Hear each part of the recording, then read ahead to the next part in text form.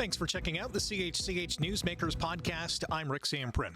This Saturday, March 21st, marks the International Day for the Elimination of Racial Discrimination, and the Hamilton Anti-Racism Resource Center is hosting a special symposium at its downtown office. The event includes workshops and speakers, including our guest today on Newsmakers.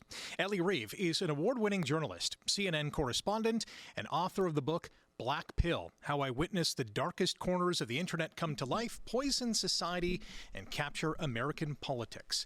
Welcome, Elle Reeve. Hi, thanks for having me. How have you witnessed the darkest corners of the Internet come to life, poison society, and capture American politics?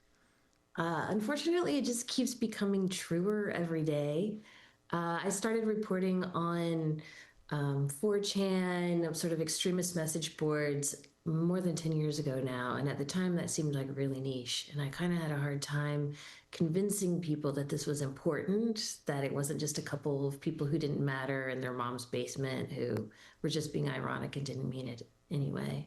And now, more than 10 years later, I interview my old white nationalist sources who I interviewed in Charlottesville in 2017 when white nationalists marched through that town and a woman was murdered. I interviewed people who were at January 6th, the insurrection on Capitol Hill in Washington, D.C., and they are shocked that so much of what they had wanted is actually happening. So I spoke to one former white nationalist who said, "Why would you join our old groups when you could join ICE, when you could actually be deporting people actively?" What drew you to telling these stories and investigating what the movement was doing?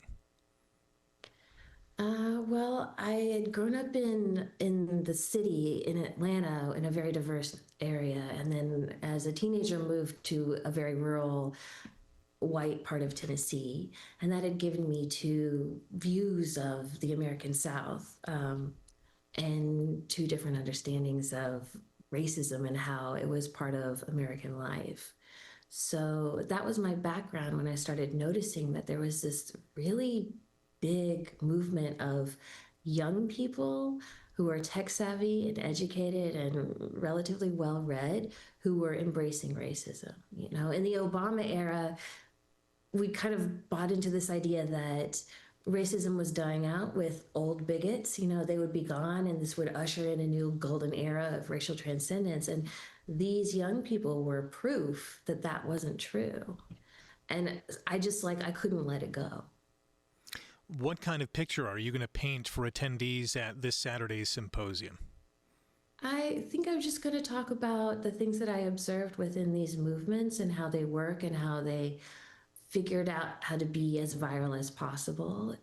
This stuff doesn't happen without the modern internet. Obviously, there's always been bigotry and racism, but the way it catches fire, the way it sort of is market tested in these small corners of the internet before going mass, that's really important for people to understand. I mean, if you care about making the world a better place, then you need to understand how these movements work, what the process is for spreading. Your book is called Black Pill. Why choose that title? Because I think it's a really, so the black pill is a bit of internet slang. People might be familiar with the red pill. It comes from the Matrix. In the recent era, it's taken on this meaning of, to believe in right-wing politics, to be stripped of these illusions that equality and justice and freedom are good. From that came all these different terms like green pill, white pill, et cetera. But black pill is I think the most insidious one because it's a way of thinking that's just like total nihilism. And it's how, once you decide that all of society is corrupt, all of the system must be brought down because it's morally bankrupt, you kind of are allowed to break any rule, any moral code that you want because none of it has authority anymore. Like, you're above all that. And that is the way that a lot of people justified their bad actions. So one of the white nationalists that I interviewed extensively, Richard Spencer, was explaining how the Iraq War had been a blackpilling event for him. How, he and his mentor had been kicked out of the conservative movement for being racist, and yet the Iraq War was allowed to happen, and those people who did that were good. And it was at that moment that they decided to try to reach out to Russia as inspiration, and maybe even offering some help in order to spread their message. It's how they gave themselves permission to go against America. You mentioned the Unite the Right rally and march in Charlottesville, Virginia in 2017. You were there. You were basically embedded in one of these groups. How did you manage to get in? How did you earn their trust? I wouldn't say they trusted me. It's the modern internet age. In that world, I was already a meme to them. It's not like I was a famous actress or something like that. I was like a meme. And so talking to me was like, you get a picture with me. It's like you're part of that meme. You're posting your version of that meme. And it's like, it's very cynical. So the short version is I asked. I'd been asking, that it's not like they didn't necessarily respect me, but my persistence allowed me to get them to do an interview. People want to tell their story, even white nationalists, even violent white nationalists, they want to be part of history. They want their thoughts and feelings recorded. And, that kind of hubris, I don't mind taking advantage of. Did you ever fear for your safety or for your life? Yes. I definitely didn't allow myself to think too specifically, but there was a moment when the rally had been shut down and it was total chaos in the streets. The white nationalists were marching from one park to another, and they brought around this van for VIPs. And so we just chased after a white nationalist and got in the van, and they really flipped out inside there. They're like, the effing media got in the van, they're like screaming and stuff. And it's like, I'll just be calm, if they throw us out, they throw us out. But again, just like the power of that camera, I just started interviewing them, and they wanted to talk. They wanted to talk about how they were part of history. In another moment, I went up for a prearranged interview after the rally, after the murder of Heather Heyer, a counter-protester there. And I went into the room with this white nationalist, and he proceeded to show me 8 guns that he'd brought. And people who are really into guns will, they get really fixated on like the action of the rifle, the caliber, all that stuff. But when you're alone in a room with somebody with 8 different guns and nothing to lose, like, all that matters is that each one of those guns is very good at doing the one thing it's designed to do. But, in that moment, you can't act afraid. You have to just put on a smile and roll with it. Wow. It's exceptionally brave on your part, that's for sure. You were also at the Capitol during the insurrection. What did you notice in the lead up to those 2 events? Charlottesville 2017, insurrection on January 6th. Was there similarities? It was very similar. So most of the people who were at Jan 6 were not white nationalists, not white supremacists. In fact, it was a more diverse crowd than you'd find at some conservative political rallies. But I had been tracking both of them in the lead up, the way they talked within their chat rooms, whether that was Telegram or Discord. And the same thing happened over and over. It's just they were imagining what their opponents would do to them, and they were afraid. They were afraid that Antifa counter-protesters would beat them up. And over time, they started working themselves into this kind of frenzy, thinking about that and talking about all the stuff they'd need to bring for self-defense. And once you've decided any violence you do is self-defense, then you've given yourself permission to do it, right? Like, it's no longer, you're not violating any norms. You're not the bad guy. You're the good guy. So going into Gen 6, all these people in this chat room I was following were saying, like, we gotta, wear carabiners on our knuckles, because that's a legal version of like reinforced knuckles for like punching people. because Antifa would be there. Because Antifa beats up children and women and old people, and we got to fight Antifa. Now, when they got there to Jan 6, there was no Antifa. There were no counter protesters. Like, it was staggering. There was like none to speak of in this giant crowd. And even when I was on the Capitol, I mean, you can see on the terrace, I was up there in that crowd. That's where I shot right there. Someone had come out of the Capitol. They had broken in, they'd climbed through a window, they'd been tear gassed by police. They were describing all these things they'd done. They're just like clearly illegal. And they're like, yeah, but we're not Antifa. We're nothing like Antifa. Some other lady chimes in, yeah, we're not like Antifa. Like even then, even though they hadn't appeared, they were still imagining this like other bad guy that they were fighting against. As an American, and I'm going to presume a staunch supporter of democracy, how did that moment make you feel at the time and still to this day? Oh, that was really overwhelming. I mean, I've been interested in Eastern European history as a kid.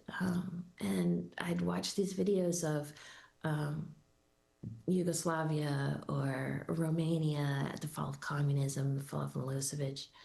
And those were the scenes that were conjured in my mind. And I was just staring at it like, you know, of course, this is very arrogant attitude that Americans have. I'm not above it. That like, that's not a thing that happens to us. That's those other countries and developing nations. That doesn't happen here. So like I'm standing on this stone wall watching these people storm the Capitol building and seeing that. And that is the moment that's the only moment I allowed myself to really think about what this meant. And the strange part of it was that, like, I knew it was really bad, and intellectually I was thinking about how it was really bad. And yet the emotion of the crowd, I could feel myself being pulled into it, this kind of fury where it's like rage mixed with glee at what they were doing. Like I could feel that energy. It was only in that moment that I truly understood the word or the phrase mob mentality. Like that, sure, it's a word I'd used before, but I could feel it like electricity in the crowd. It must have felt really surreal. Like I'm picturing myself in your shoes thinking, what is going on here? Yeah. And you also kind of get this feeling that like someone else must know what's going on.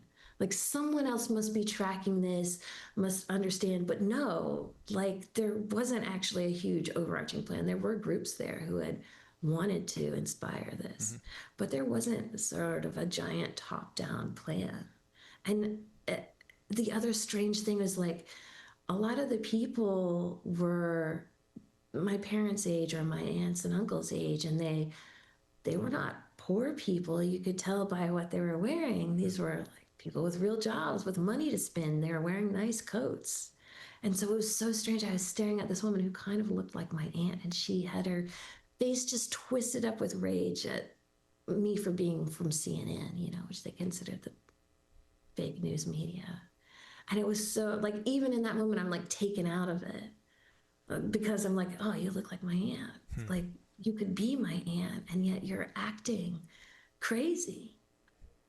You mentioned the phrase overarching plan. Is there an org chart if we were to look at all these different alt-right groups?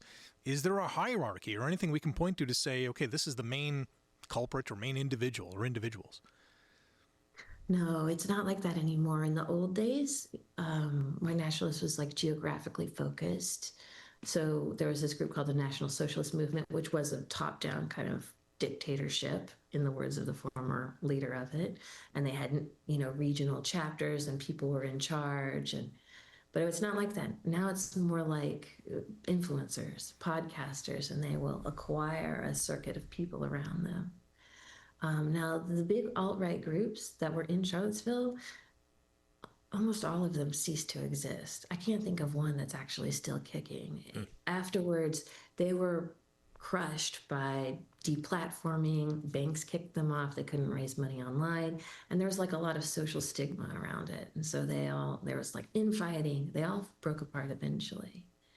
But their ideas live on. And so you can go watch their podcasts and they will complain bitterly that the Republican Party is recycling the memes that they had invented 10 years ago. I mean, it's fascinating. Yeah. Like some of them are actually angry. They're like, why did my ideas win, but I didn't get to be a part of it? Like Right. I'm still canceled, but my ideas live on. Yeah. How are they recruiting new members, or how do some people who have those white nationalist, white supremacy ideas recruit others? What are they doing?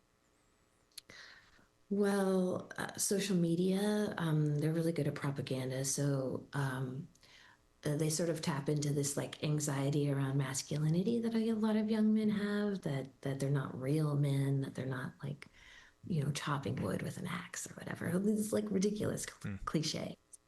And so there is a group that occasionally meets in Tennessee that, they put out videos of them doing push-ups and stuff. But for the most part, it's like Twitter. It's like looking cool on the internet. It's YouTube. And this makes it international, right? You don't have to be in the US of A or in another nation. You can cross borders easily with a few, strokes of the keyboard or clicks of the mouse. Yeah, and there's a lot of influencers who are living in other countries, and there's some who've moved to Hungary. And there's a whole section of white nationalist sort of internet radio that comes out of Scandinavia. Politically charged violence is nothing new. They seem to, or not seem to, they do hate the media, especially the mainstream media. Is there a relationship going forward in terms of how the media covers these instances? Right, like how to think of it without making them look cool. Right. I mean, that's really at the heart of it. How do you cover it without feeding into the propaganda that they want? I mean, I think you have to accept that people want to be famous.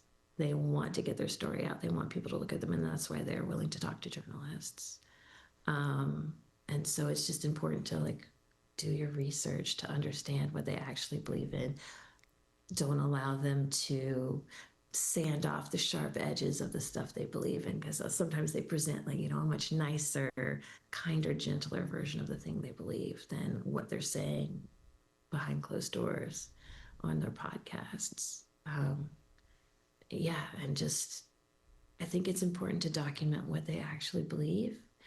One of their goals was to dilute the power of the term racism, so that if someone was called racist, it wouldn't be sort of life destroying the way it had been. And to some extent, they've been successful at that. And so when I sometimes talk to people who aren't really well read into this, people who might be Trump supporters, but not white nationalists, but sort of think of those guys as people on their side, like I'll encounter people who think like I'm using the term like fascist or Nazi or white nationalist loosely, like, and I have to prove to those people like, no, this is what they actually believe. And so I think it's really important to get the most like vile statements on the record, like to show you like this is what they believe. It's not just like they want to lower taxes or something. Like these are people who believe in eugenics.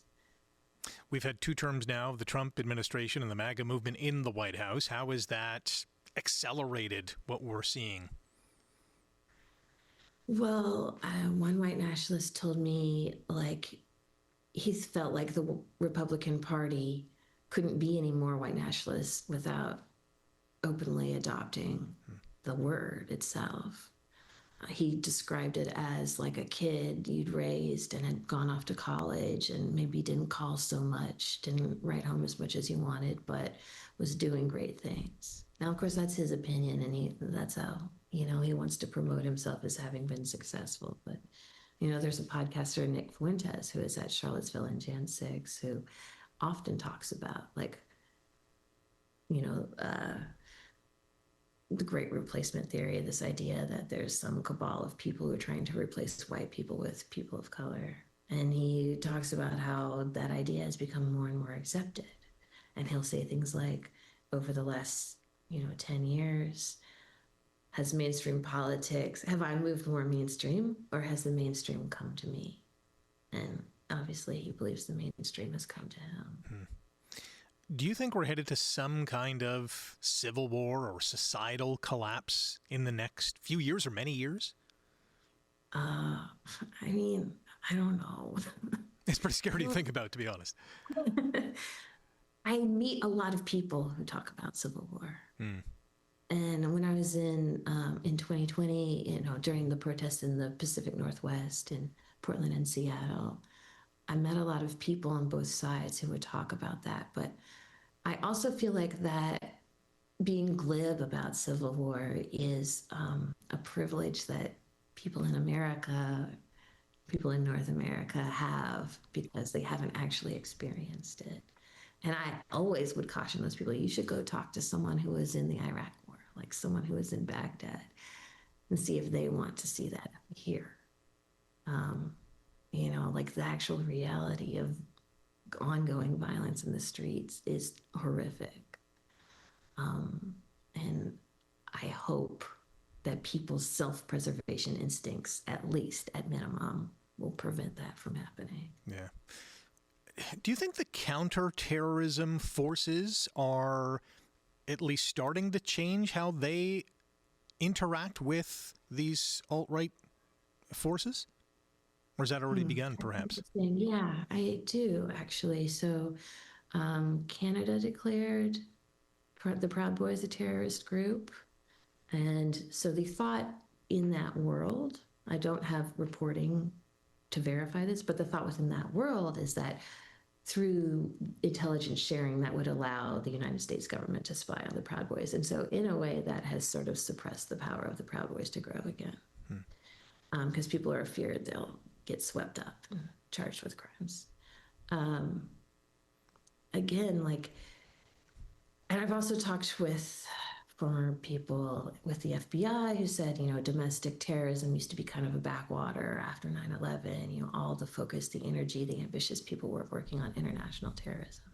And so that has changed to some degree. But again, the energy and the money is not with these more extreme groups. Now there are people who are basically saying what those guys were saying, such as a 50-year moratorium on immigration, right? They're saying that with their real names, and Laura Loomer there's a Twitter influencer who said that, Laura Loomer. She says she calls the White House all the time. She has been on Trump's plane. Those guys were kind of useful idiots, and they're no longer necessary anymore. You can now say all this stuff, and it doesn't have to be anonymous. You can use your real name, and you could just get more famous for it. This might be a weird question, but are there hotspots in America where the movement is stronger than others? That's an interesting question. I mean, the internet, again, has made geography less relevant, but you did see some places like Southern California. There were several groups that came out of there, especially the ones who were kind of like a fight club. There were some in the Northeast. It's not like the American South, which is what you would think stereotypically would be. It's mostly the old guys are down there.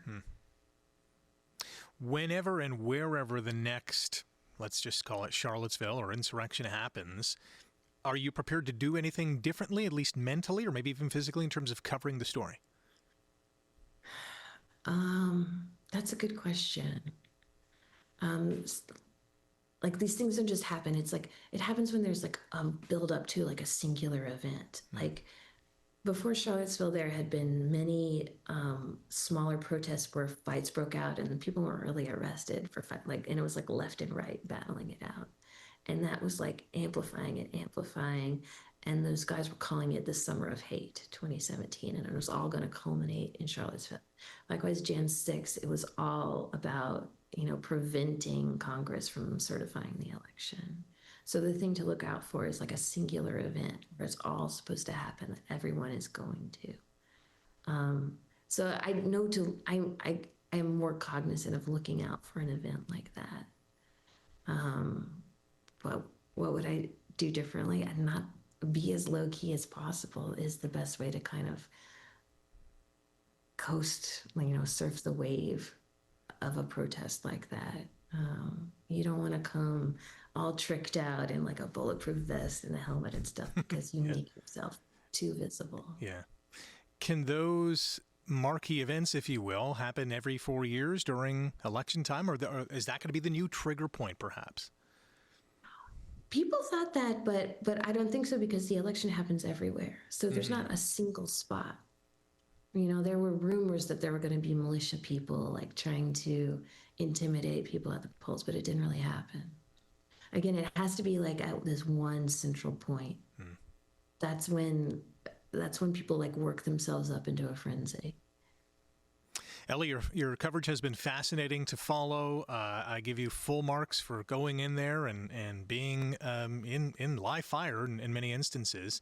And I know there are some scars, both physically and emotionally, and I thank you for sharing those stories with us. And welcome to Hamilton. Looking forward to seeing you on Saturday.